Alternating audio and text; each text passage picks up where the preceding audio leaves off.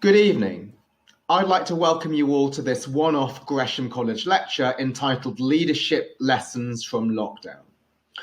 The coronavirus crisis has been a devastating pandemic, but one of the small silver linings has been the great responses that we have seen from both companies and individuals. Now, I've already given a one-off Gresham lecture on the responses of companies.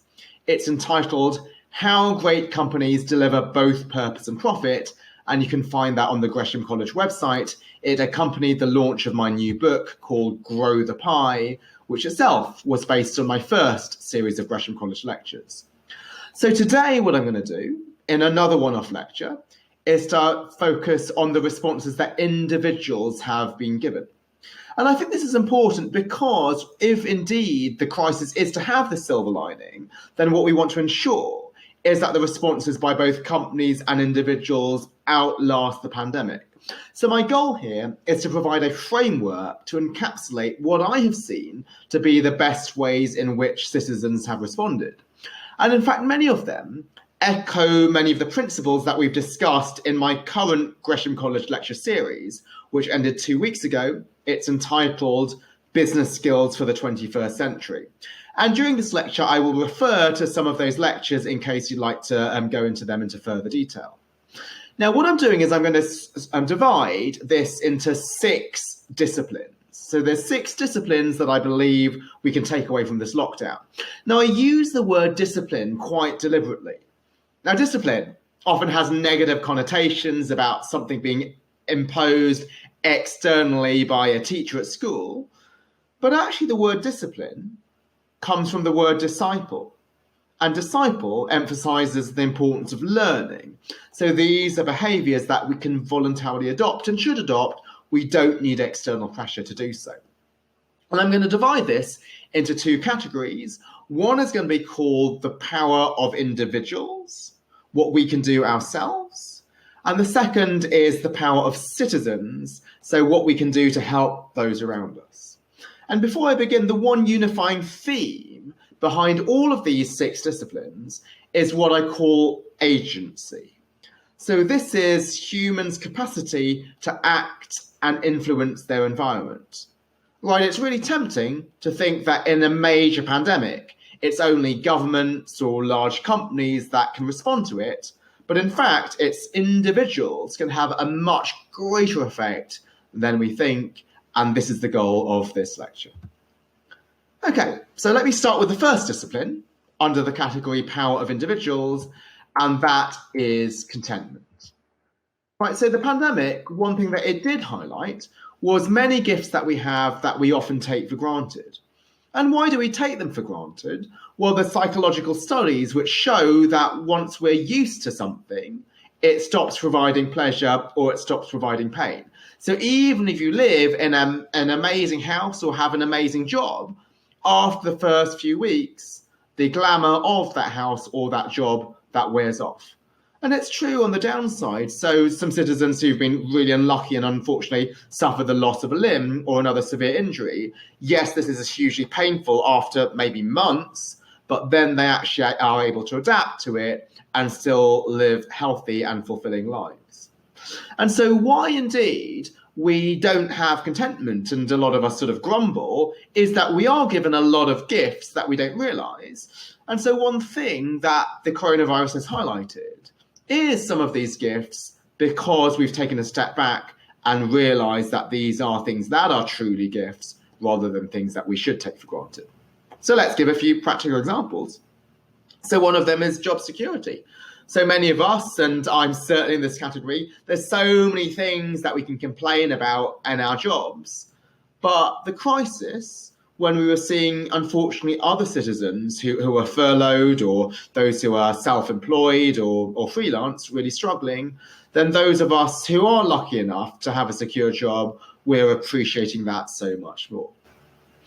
And the main DB people who might have unfortunately lost income in this crisis, but still have some financial security and be thankful for that. So, for example, I, for the last 2 years, have been working as a consultant for a large investment firm, working on a responsible investing strategy. So that gives me a lot of personal fulfillment, as well as being financially attractive. And that was terminated. So I lost that. Why? Because the fund has suffered during the crisis. And not only have I lost that, I launched this book a couple of months ago, and all my book launch events have been cancelled because of the crisis. So sales have gone down, and the income that I might normally get from speaking at conferences, that's all plummeted. It's pretty much zero. But on the other hand, I still have a job, which is my job as a professor at London Business School. And so even though all of those income sources have gone down, and even though my portfolio has gone down because of the fall in the markets, I'm still lucky to have some financial security. And so while I might feel tempted to be upset at all of these losses of income, I think the company made the right decision, because had they not got rid of me, they might have had to get rid of a full-time employee whose only source of income was working for this company. And so that made me grateful, even though I've lost that consulting assignment. Third thing here might seem strange. What do I mean by ability to outsource? So there are many of us here who are able to do things from the comfort of our own home. So we can order, say, meal kits to be delivered to us, where they give you the ingredients in the correct proportion and so on, or just to have your groceries delivered, or it might be to have a housekeeper and so forth, or just to order something online and have it delivered. We take that for granted now because it's so easy. But for some of us, it might have only been a few years ago that we had to go to a shop and buy it ourselves. So that the ability that we have to outsource the acts of shopping and have things delivered for us, we take that for granted, but it is something that we are particularly thankful for now. Now, all of those three things I mentioned, they are quite functional things, so about money and efficiency. But what about other things that we often take for granted? So this might be time spent having meals. So sometimes we feel we see meals as things that we eat on the tube from meeting to meeting. And food is just fuel. It's just something that powers us through our afternoon meetings. If we could just give ourselves an injection and fuel ourselves, some of us would probably do that for time management. But now what this allows us to do is to have meals with family at home and to savor every bite. Or perhaps to be on a Zoom call with friends and be always present, rather than worrying about we're catching a flight the next day and we need to pack. And so in a famous book by Dr. Spencer Johnson, it's called The Present, he says the best present you can give yourself is the present. So there's so many things that we could be grateful for, but we don't because we're rushing off between different things, friends and meals, or even able to listen to a piece of music or a song without texting at the same time. Now that things have slowed down, now that we have time because we're not commuting to work and so on, we're able to appreciate these things. And I think the goal post-pandemic is to continue to do that going forwards. So how do we apply this idea to after the pandemic? I think it is to recognise that contentment is a discipline. So we often are tempted to think that contentment and happiness, it just happens to us. In life, we have happy people and unhappy people, and happy people were just lucky. They were born into a wealthy family, or in the job they just got the promotion, or they invested in a stock and it just happened to go up. And unhappy people are just unlucky. So if that's our view, it's quite fatalistic. We have no control over contentment. But by emphasizing that contentment is a discipline, we have control over this ourselves. So just like we could choose not to panic in this pandemic and be happy, we can do this in daily life, when there's lots of uncertainty around us. So my favorite business book, which I've referred to a lot in the business skills series, is 7 Habits of Highly Effective People by Stephen Covey. And he says, between stimulus and response is our power to choose. A stimulus happens, maybe we don't get the promotion. There's our response, we might get angry and maybe quit the company. But we have the power to choose our response. And that power is, to be tautological, extremely powerful. And so we can just choose to respond in a different way. Now, what are you saying to me? Are you saying that sort of we should just imagine stuff and dupe ourselves into thinking that we're happy when we're not? Well, I am in a way, but this is actually backed up by evidence, is that there's a lot of scientific research showing that some happiness is synthetic, right? It's affected by our responses to circumstances. So why are there happy people and unhappy people in life?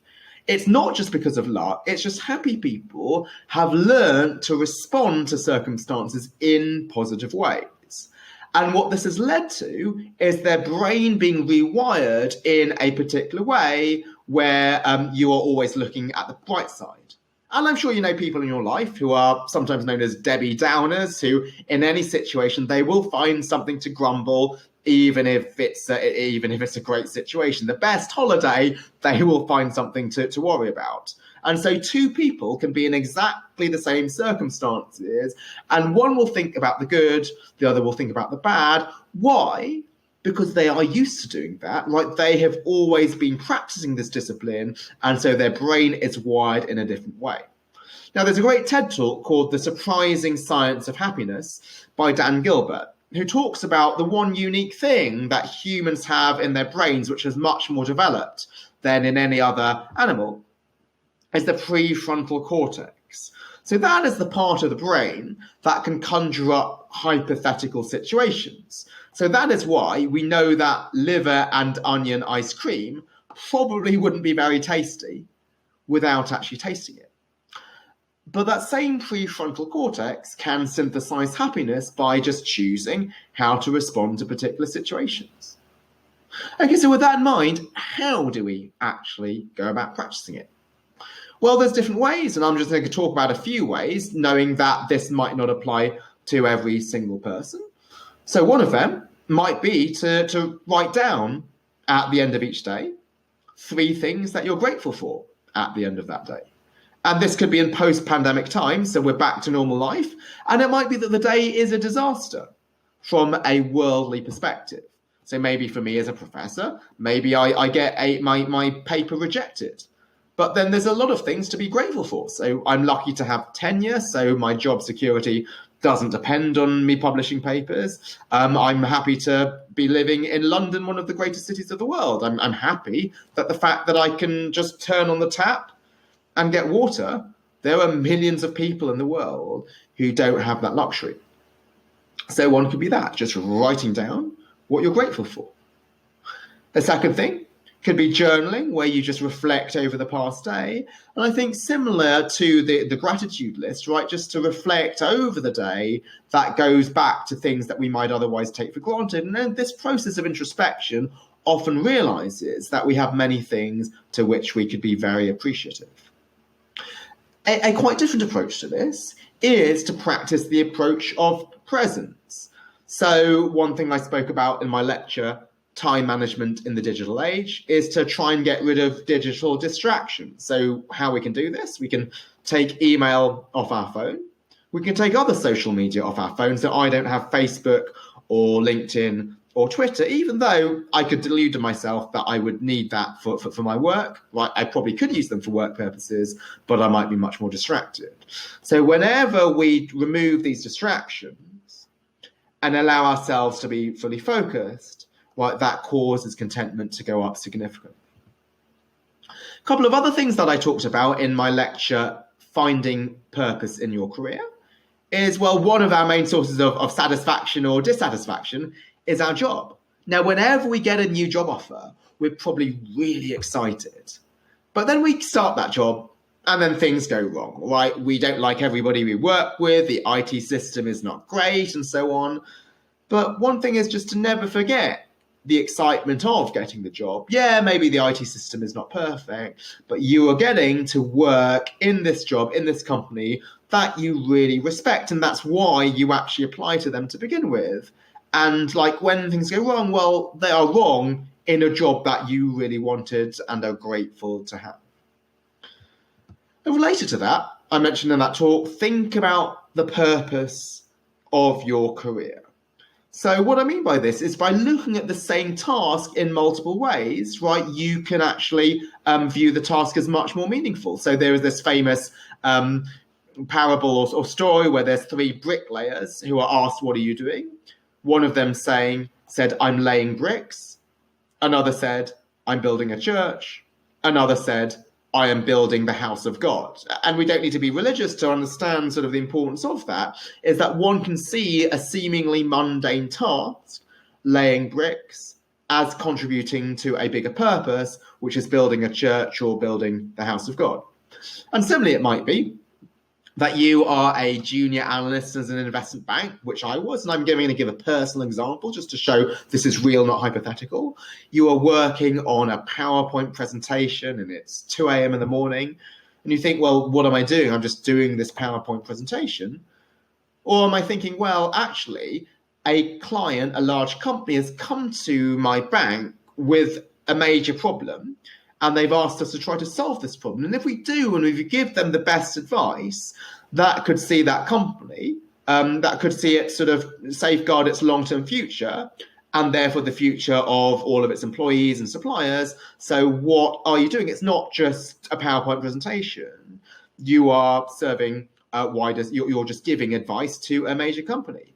Or me, when I teach, right, sometimes I actually teach the same lecture 6 times at London Business School. I teach 6 streams. And so what can I say I'm doing? I'm going through some slides, or I'm teaching the future leaders of this world finance, and some of them don't like finance, but I want to show them that finance can be interesting and important, even if they don't want to go into a finance career.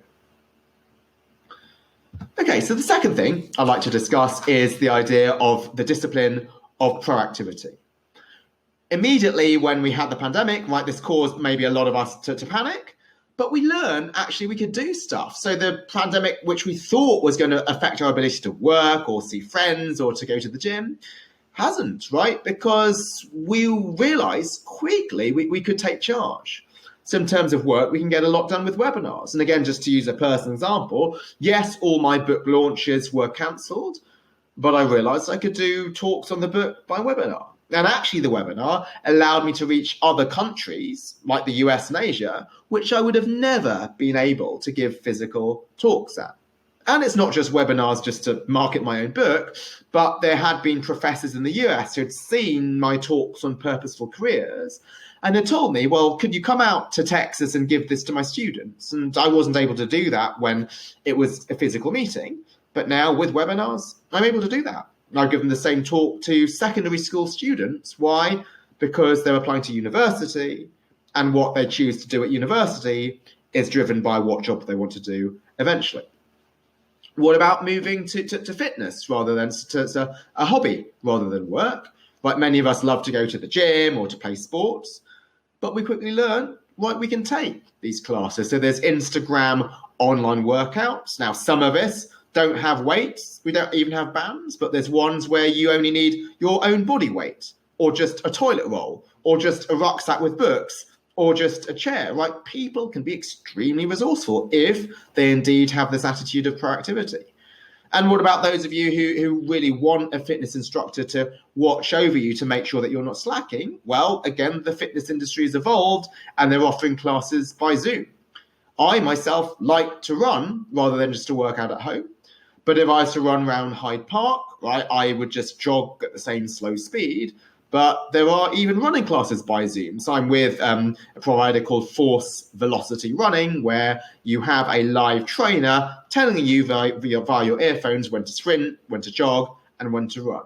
So even something like that, where you think you need a live coach, we're able to take charge about it. And let's move to other leisure activities, right? So some families now do family quizzes every weekend. And these were families who otherwise would only meet once a year for Christmas. Or groups of friends, right? They're now doing reunions via Zoom, and that allows everybody to participate. So you might have all gone to university together, but only some of you are in London, and normally you might meet for a drink. Now you can bring in the people who've moved to the US. Now, one other side, which I'm going to talk about, which is quite different, is the fact that the pandemic has presented challenges as well as opportunities. But we can also be proactive about making people aware of our challenges. So I sent an email to a friend whose autoresponder said, I am working from home with children during the COVID-19 shutdown. Given the circumstances, I will not be able to respond as quickly as I otherwise would. And that was just a great autoresponder, right? Just letting people know about his challenges, so we don't feel that we'll need to chase them up about it. So how can we apply this to post-pandemic? Well, it's almost tautological, right? We apply the discipline of proactivity by being proactive, just to recognize we are far more resourceful than we think we might, right? Whatever we want to do, right, there's probably something where we can look it up on the internet and find a way to do this, right? It could even be playing game night. So let's say you like to play games on Settlers of Catan with some friends every week, right? You can find that on the web. So whatever one wants to find out, if we have the attitude, we realize we have far more resources than we think we would. Now, also proactivity applies to the power to develop skills. And I know some people have been using the lockdown, particularly if they might have been furloughed, to develop skills themselves. Also, this is something that can apply to post the pandemic. All right, it's the idea that talents are not something that we're born with, but we can choose to develop. So it could be even a skill such as being a great seller, a great comedian, a great public speaker. Things that we think are hard to develop are innate, but they're not. And indeed, my last lecture, The Growth Mindset and the Abundance Mentality, discusses that. But finally, just to follow on from my friend, the idea of the power to say no or to ask for help if you're overwhelmed is, I think, really important. So what the crisis has done is it has made it acceptable for people to say, well, I can't reply immediately, or I can't work on this. Why? I've got kids at home, or I'm looking after a sick relative who's self-isolating or so forth. And in normal times, right, we should have the same power to do that. And you might think, oh, it's fanciful. Aren't companies going to completely change their mind now that we're after the pandemic? I don't think so, because unfortunately, some of the aspects, some of the consequences of the pandemic will be long lasting. Right, we're probably not going to go to a 5 days a week in the office any longer. And so people will always have the memory of the pandemic and the fact that we do have this life outside work, and it is in our power to let people know about the other commitments that we have. So we might feel overwhelmed and overburdened at work, but it's often our fault, right? It's not that the boss is being sadistic. It's just that they may not know of all the other things that we have on our plate. It's our prerogative, and it's incumbent on us to let them know. Final one is focus. So what the pandemic has highlighted is what is important versus what is merely urgent. And I'm using the time management framework from my time management in the digital age talk. So business travel is sometimes just unnecessary, right? Because we can do this by Zoom. Yeah, there is some which is lost from not having face-to-face meetings and maybe going for dinner or a drink with a potential client. However, there is quite a lot that we can get done with Zoom. And this is something where actually we might be able to have meetings with people from different geographies and time zones and show up to them not being jet lagged. What about internal meetings, right? So now with people working from home, we might have fewer internal meetings, and some of them are often useless to begin with, right? So there might be meetings where senior executives are consulting with the junior staff, but they're not consulting, right? They're just telling you. And now we've realized, well, if they're just giving information, there's more efficient ways of doing that. You send an email or a memo. Or there might be meetings where people just ask questions just to be seen to be asking questions. They get scrapped. We don't actually need that.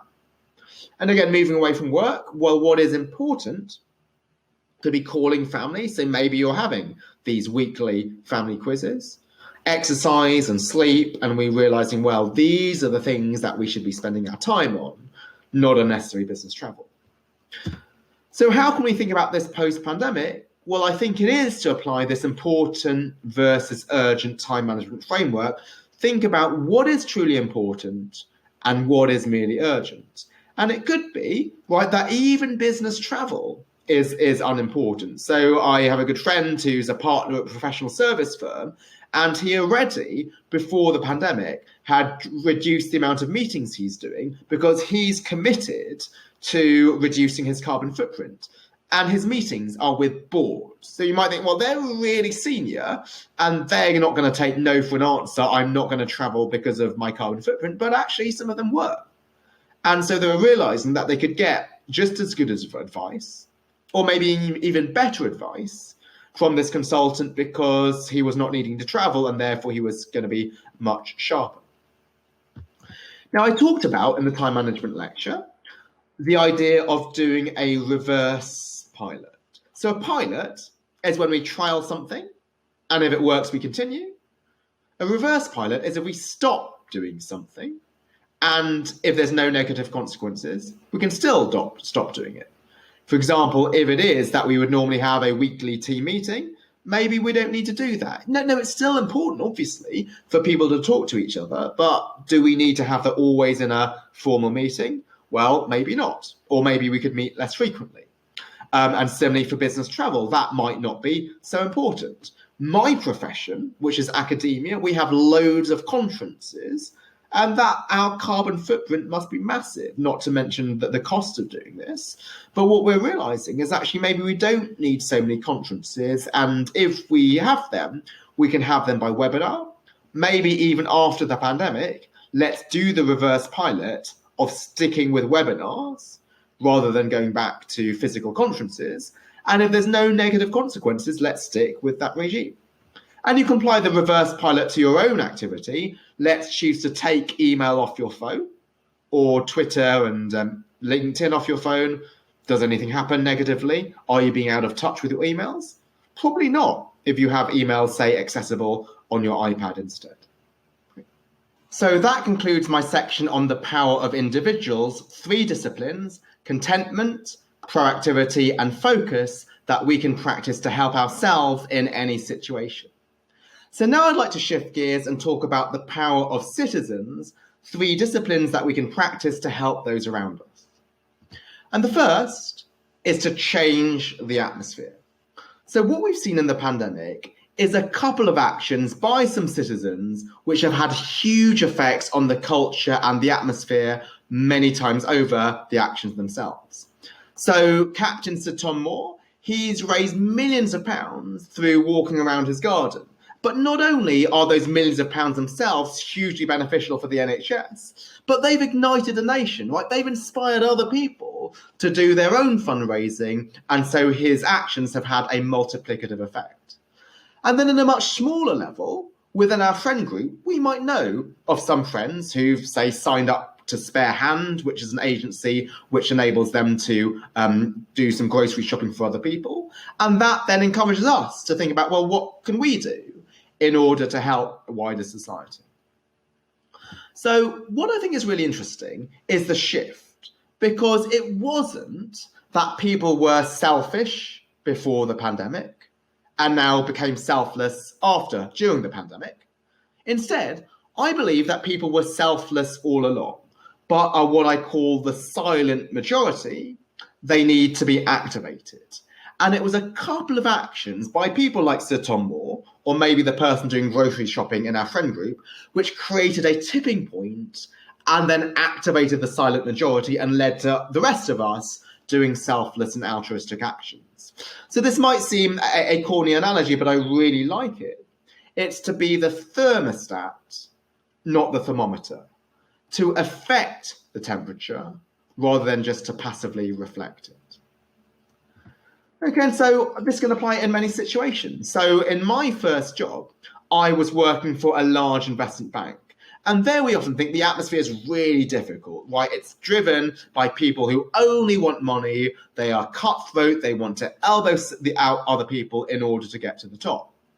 However, I actually thought, well, that's not the case for many people, right? The silent majority are choosing this job because it's really interesting, right? They like advising companies on their greatest problems, and it's complex. They're working with finance and accounting and strategy, and yeah, it is lucrative, but for many people, that wasn't even the first or even the second reason why they might have chosen that job. Now, I started as an analyst. So out of all investment bankers, the analyst is the bottom of the rung.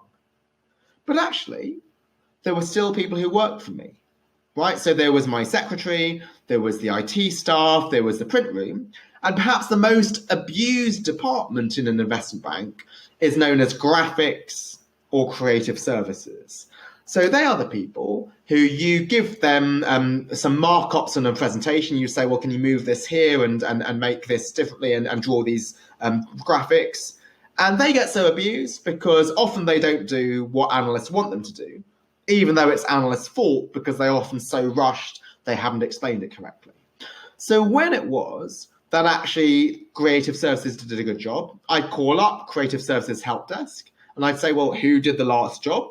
And they would say it was Juliet. And I'd say, well, can you put me through to Juliet? And they did. And I'd say, Juliet, this was a great job. This is what you did, which I thought was really good. Here, I didn't even ask you to do this, but you used your own initiative to create this graphic. And that I didn't do this in an ostensible manner, but it was just so the case that because I was so junior, I didn't have an office. So I was in the open plan. And then other analysts around me heard me do that and then thought to do it themselves. So this small action did create a tipping point and led to other analysts showing appreciation for their support staff. Well, there was another situation where both me and another analyst, we were both first-year analysts, we were working in the chemicals group within this investment bank. And there was our boss who was known as being a really harsh manager.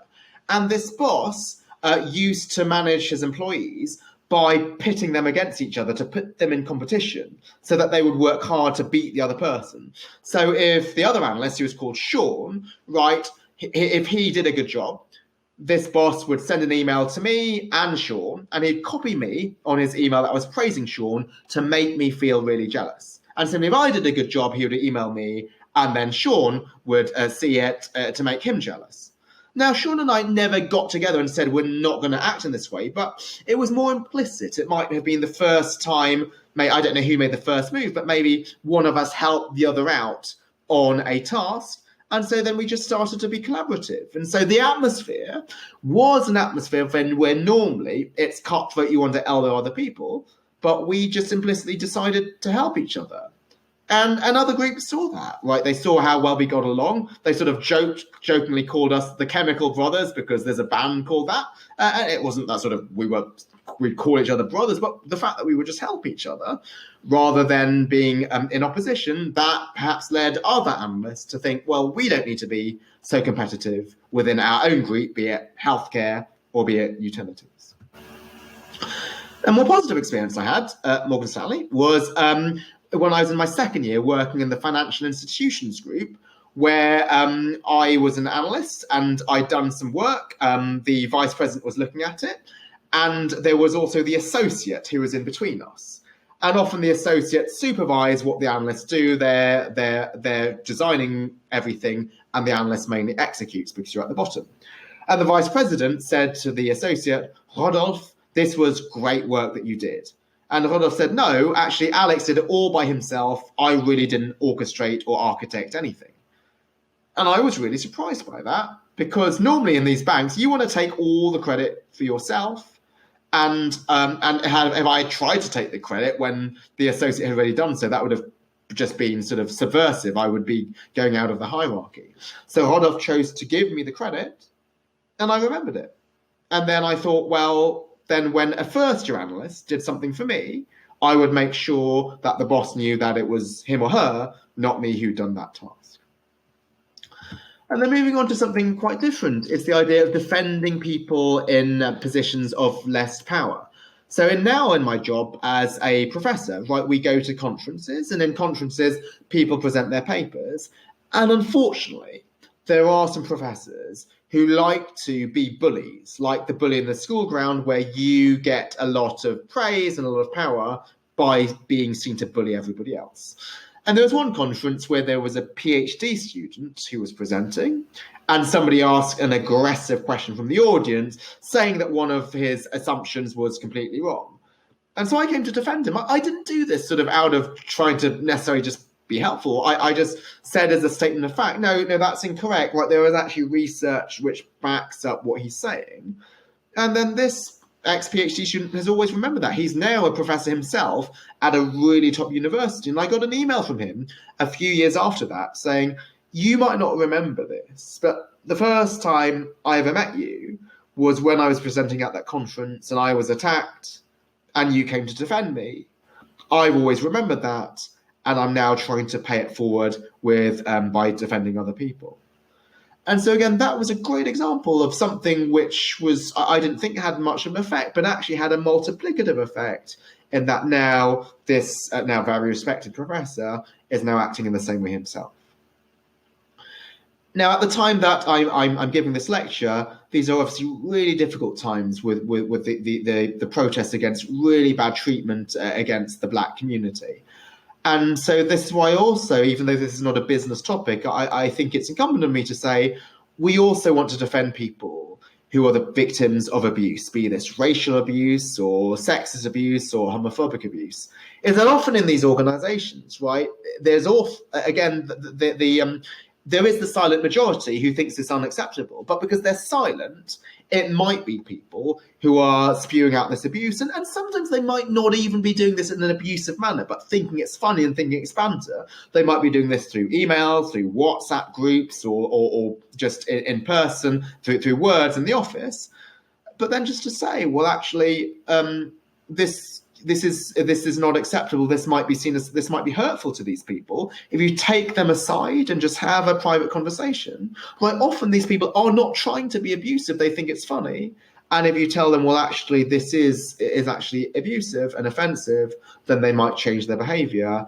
And so there's another way in which we can change the atmosphere, even as only one person. If we're influencing people who are powerful because they're doing something with huge effects on other people, such as discrimination, that is something which can make a big effect. So the next habit 5, is on internalizing externalities. So what do I mean by an externality? An externality is any effect that we have on other people that doesn't affect us. So that's why it's called an externality. The impact is external to us. So what I mean by internalize externalities is to take this into account as if we were suffering the consequences. So we can think of negative externalities in the pandemic, right? So if we panic buy or choose not to social distance, well, that could have consequences on people's lives. Right? So young people might think, well, we're not going to get the coronavirus, or if we do, we're not going to die from it, but we could be carriers. And so we need to take into account the fact that, okay, I would like to go out, but I'm not going to because this could affect other people. And then on the flip side, there's a lot of positive externalities. Right, so what we can do is things like I mentioned earlier, running errands for other people by doing shopping, or we can do this through financial contributions. So one is obviously charitable donations, but there's other creative ways in which we can contribute. So one of my friends decided to advance purchase 300 coffees from his local coffee shop, and that, providing them with some much needed liquidity, that could be the difference between them going under and them surviving. And one big source of positive externalities is words. So words are often seen as sort of soft compared to giving money, which is hard, or doing actions, which is hard. You're putting your money where your mouth is. But words, if they are sincere and not superfluous, can have a huge effect. Right, so to an overworked delivery driver, to say thank you for coming up and delivering this package to me on the 5th floor, rather than just dumping it on the ground floor, that could mean a big difference. And if we sadly might end up having to be in a hospital because of ourselves or relatives, to say a sincere thank you to an overworked receptionist or doctor or nurse, that can make a huge difference. So post-pandemic, we again want to think about the negative externalities that we can engage in. So going back to, say, any office situation, it could be that a senior banker asks a junior banker to do some extra work just in case it ends up being useful, but not thinking, well, what is the extra time and effort costs that I'm imposing on my junior staff? And in the rare cases that I was going to these client meetings, I was shocked by how rarely the presentations were open. Sometimes they weren't even opened at all, but they were just chit chat. Or maybe if they were open, then the client would look through the first few pages and then ignore the stuff at the end and never look through the appendices.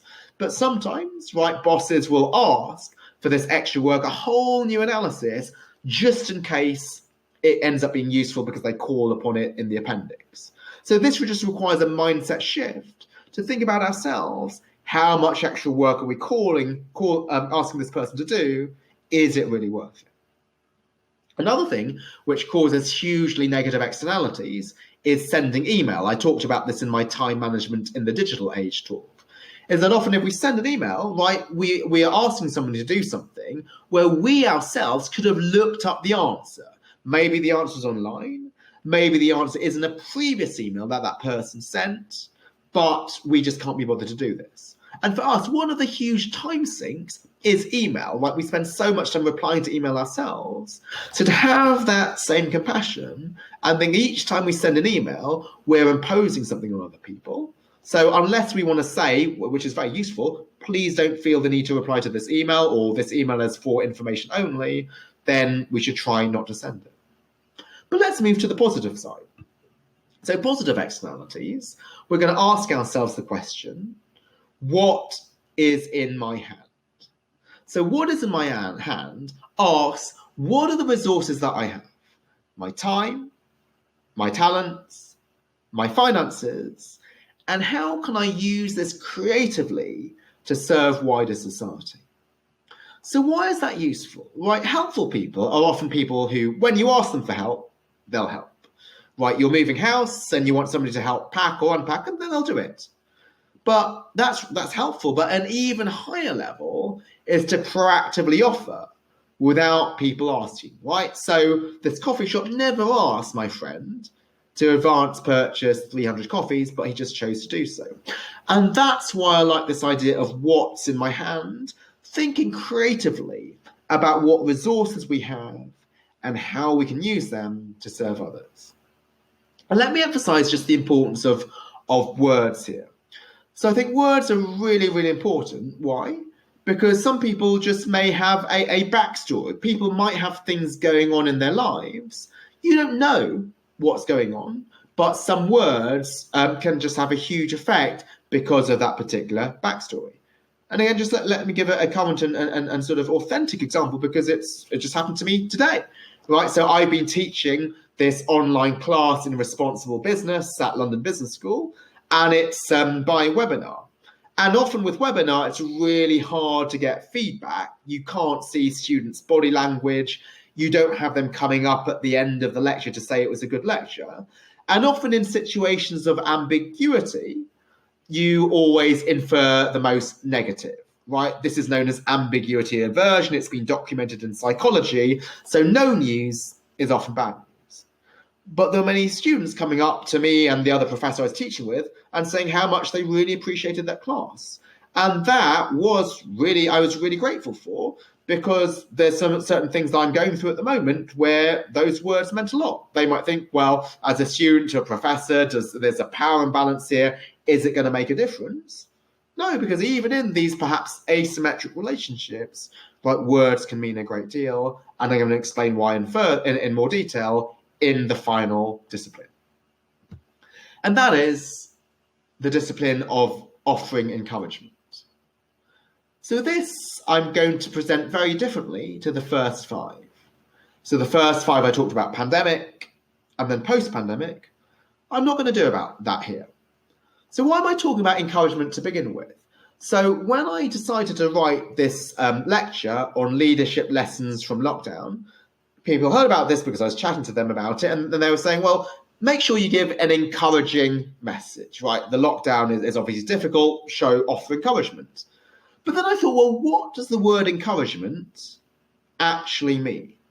Well, a good starting point is, what does courage mean? Because encouragement is to provide courage. Well, courage is the act of doing something that risks failure or risks a personal cost. So maybe to stand up for somebody who's being discriminated against. So then what is encouragement? We often think encouragement is to say, rah, you can do it, you won't fail. But no, if courage is to do something that risks failure, encouragement isn't telling them they won't fail, it's giving them courage to do something even though you might fail and even though it's costly. And so the encouragement means that you might fail, but if you fail, it's okay. And so for those of us who are in leadership positions in companies, like, create a culture where it's okay to fail, where employees can experiment with something, and if it doesn't work out, they're not going to have negative consequences. So there are companies like Intuit, a software firm, and Tata, the conglomerate, which provide awards for students that fail, and so for employees that fail, but those failures are ultimately instructive. And part of this is to provide constructive feedback upon failure so that failure is seen as a learning or development opportunity. But we can also encourage people outside our own organizations. So as customers, we can encourage companies or people that we're clients of to innovate. So let's go back to online fitness classes. So it might be that the first time that we buy some of them, maybe the tech fails. But if we say, well, that's okay, we don't complain about a few glitches, well, then that encourages people to try something new. And if it's something new, then maybe the fitness instructor won't get it right the first or even the second time. But this is something where we want to encourage that innovation. And what I'm going to end with is the idea of self-encouragement. So a lot of things that I've talked about, a lot of these disciplines, proactivity, change the atmosphere, they risk failure, or they risk doing something which is personally costly, such as sticking up for somebody, right? We can get repercussions for that. And so this is something I'm actually going through right at the moment. So on Monday, I wrote this article in the Wall Street Journal, which said that companies should actually consider paying their workers and not firing their workers and prioritizing their workers over paying dividends to investors. That led to a lot of hate mail, which I am currently still receiving. And some of it, you might think Wall Street Journal readers will be professional, but some of it can be really hateful. So it's hurtful. Someone would say, this is incredibly misleading and needs to be withdrawn immediately. Any person with the right mind knows it makes absolutely no sense and it's quite frankly a load of bull. Or others will tell me I'm part of some leftist conspiracy when, as you'll know from my lectures, I'm pretty balanced. Profits are important, but also purpose is important. And so actually, I'm sorry to say, like, over the past couple of nights, I've been waking up during the night sort of thinking about this hate mail that I'm receiving, which is why the words that the student said to me at the end of my lecture today really, really meant a lot. And so what does this mean in terms of encouragement? It's to know that anything that we do which is really going to move the needle and push the needle, is going to be pushing against perhaps a creaky door. We will offer resistance whenever we do something which is truly innovative. Because if we offered no resistance, right, it would just be doing what everybody else was doing, or saying what everybody else was saying. So saying the same banter, which people find funny when it's not funny. And that's why you're not encountering resistance. So almost anything that you do, which is going to make a difference, will be going against the grain and will be risking failure or risking costs. And self-encouragement is to tell yourself, yes, you're going to do something risky. And yes, there might be a backlash, but that's okay. So throughout the lecture series, Business Skills for the 21st Century, I talked about errors of commission and errors of omission. Errors of commission is doing something which is then costly. So it might be standing up for somebody and then being chastised, or writing this article and getting hate mail. And we often want to avoid errors of commission. But far worse is errors of omission, not doing something, not sticking up for the person who's been mistreated at work, or not saying something which is countercultural, which is maybe companies should prioritize their employees. And so what we want to move towards, if we're to offer encouragement, is the importance of avoiding these errors of omission. So Gandhi once wrote, the difference between what we are doing and what we are capable of doing would solve most of the world's problems, but that difference arises from errors of omission, and those errors in turn arise from lack of encouragement. Okay, so that's what I had to share with you today is 6 disciplines, 3 for individuals and 3 in our capacity as citizens, which I hope we can internalise and continue to practice after the lockdown, because if so, there will indeed be a bright silver lining in that these disciplines will be ingrained. Well, thank you very much to everybody for your attention and for your support of this one-off lecture, and also all of those who supported the entire Business Skills for the 21st Century lecture series. And indeed, this lecture did make reference to some of those earlier lectures, so if you'd like to read up on them or watch them, you can find the lectures and the transcripts on the Gresham College website. And next academic year, 2020 to 21, will be my final lecture series as the Gresham Business Professor. It's on the psychology of finance. So how psychology will affect financial decision making, the mistakes we make, and how we might go about correcting them. And I think this is really interesting because it's going to be interdisciplinary. Hopefully we will be through the other side. And so I'll get to meet you and thank you for your attendance in person when these happen. So thank you so much for those of you who've supported these lectures online. I know that it's not as exciting as being in the theatre, but hopefully we'll get to meet and do this in person once we get through the other side.